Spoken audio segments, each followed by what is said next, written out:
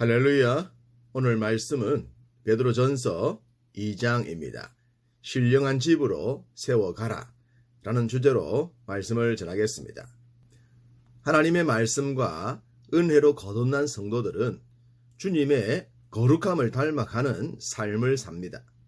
그리고 궁극적으로는 썩지도 않고 더럽지도 않으며 쇠하지도 않는 유업을 얻게 될 것입니다.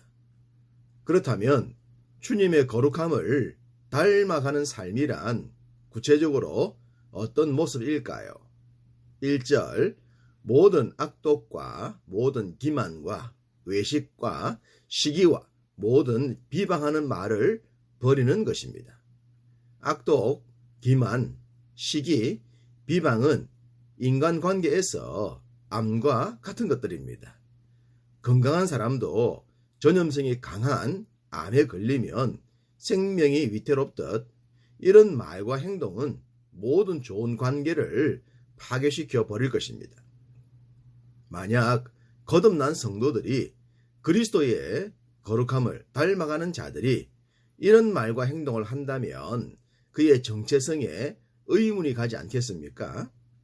5절에 너희도 산돌같이 신령한 집으로 세워지라고 했습니다. 성도들의 삶은 집을 짓는 것과 같습니다. 그냥 집이 아니라 신령한 집을 짓는 것입니다. 그런데 악독, 기만, 외식, 시기, 비방의 말과 행동을 한다면 그것이 어떻게 신령한 집이 되겠습니까?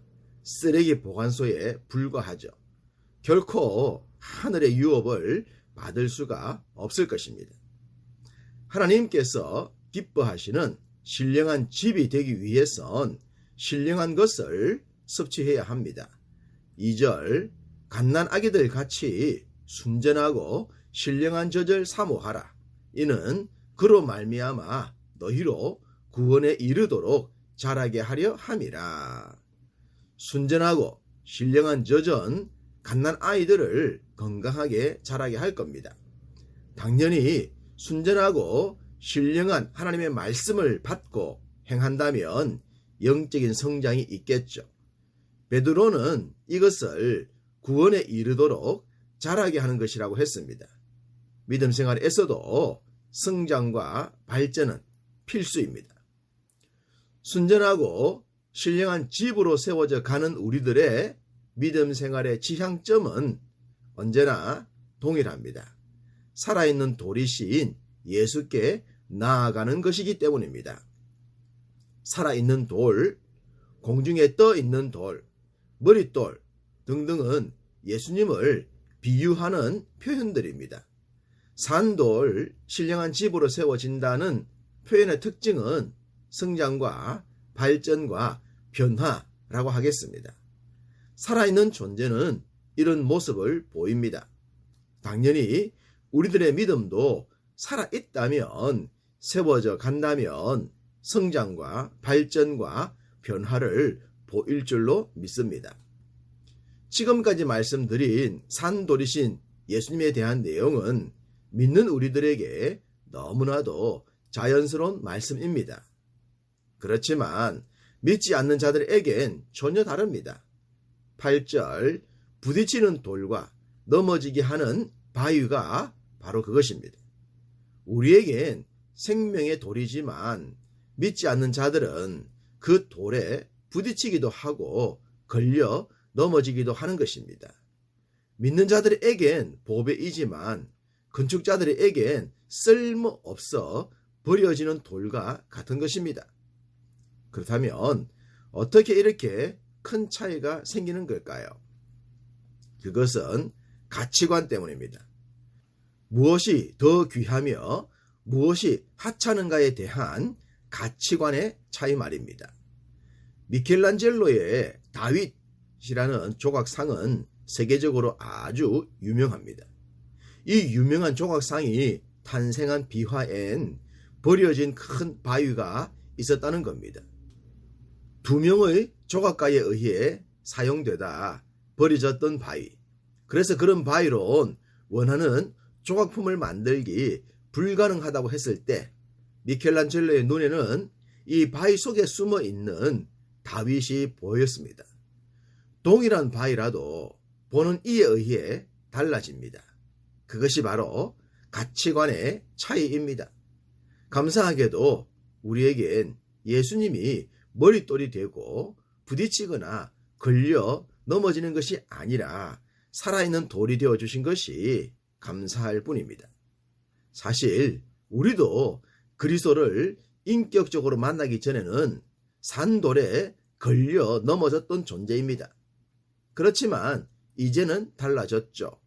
너희가 전에는 백성이 아니더니 이제는 하나님의 백성이라는 말씀처럼요. 이제는 달라졌다는 겁니다. 이제는 변했다는 겁니다.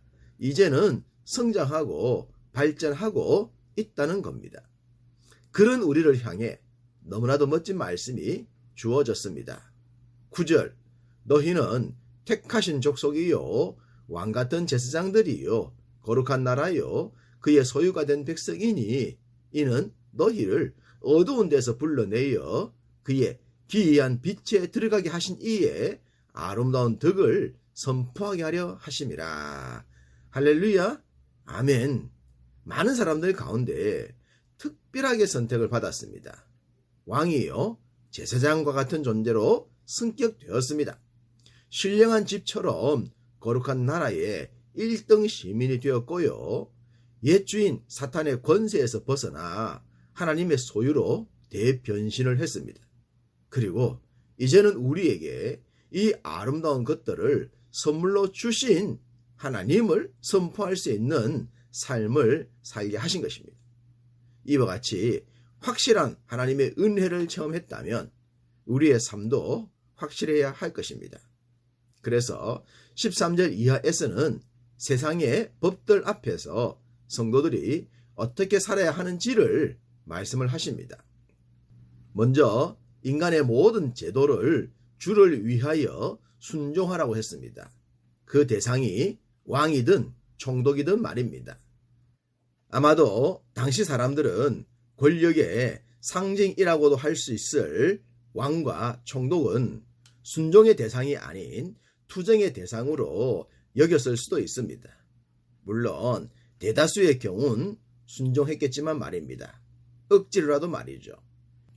이와 같은 말씀들은 불공정에 대한 순응이 아니라 갈등과 다툼을 지양하라는 말씀의 의미로 보면 좋을 것 같습니다. 사환들에겐 범사에 두려워함으로 주인들에게 순종하라고 한 말씀도 동일합니다. 설령 관용의 주인이든 까다로운 주인이든 모두에게 말입니다. 요즘도 우리는 노사투쟁에 대한 얘기들을 많이 듣습니다.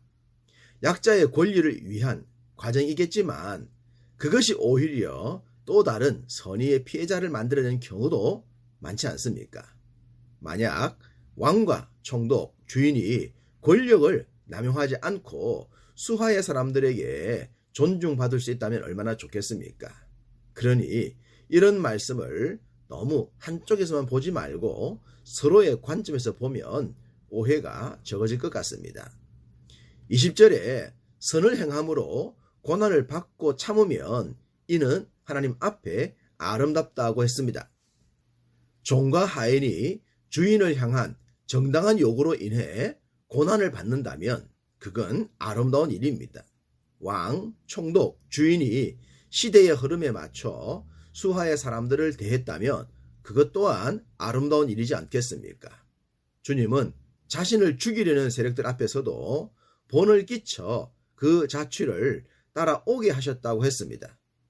누구라도 자신의 위치에서 본을 보일 수 있다면 그 일이 아름다울 것입니다. 지도자로서 본을 보여야 하듯 종도 종으로서 본을 보여야 합니다. 그것이 당면한 시대를 살아가는 사람들의 모습입니다. 서로를 대적의 대상으로 삼지 말고 더불어 함께 살아가는 동행자로서 말입니다. 주님은 욕과 고난을 당하셨지만 욕하지 않으셨고 위협하지 않으셨다고 합니다. 오히려 공의로 심판하시는 하나님께 부탁하셨다고 합니다. 당장 인생처럼 눈앞에 나타나는 것은 아니지만 하나님은 분명하게 심판하십니다. 죄와 악에 대해서 말입니다. 우크라이나를 무력으로 침공한 푸틴 같은 자들은 반드시 심판을 받게 될 것입니다. 그러므로 믿는 우리는 어떻게 생활해야 할까요? 우리가 처한 모든 상황에서 의와 평강을 이루어야 합니다. 그것이 산돌처럼 신령한 집으로 세워져 가는 것입니다. 신령한 집에 신령한 자들이 거하듯 우리의 신령한 믿음이 신령한 사람들을 불러올 수 있었으면 좋겠습니다. 오늘도 여러분의 신령함이 세상을 새롭게 해 나가시기를 주님의 이름으로 축복합니다.